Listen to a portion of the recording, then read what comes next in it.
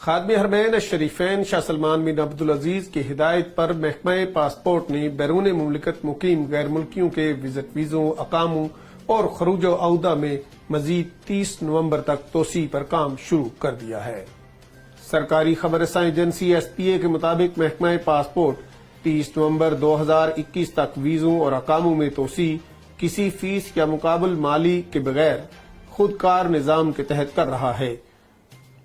وزیر خزانہ نے کورونا وبا سے مقامی شہریوں اور غیر ملکیوں کی سلامتی کو یقینی بنانے کی قومی پالیسی کے تحت اقاموں اور ویزوں میں توسیع کے احکامات جاری کیے ہیں۔ سعودی حکومت کی پالیسی یہ ہے کہ مقامی شہریوں اور مقیم غیر ملکیوں کو وبا سے جنم لینے والے مالیاتی اور اقتصادی مسائل سے ممکنہ حد تک بچایا جائے۔ اسی پالیسی کے تحت اقاموں اور ویزوں میں توسیع کی جا رہی ہے۔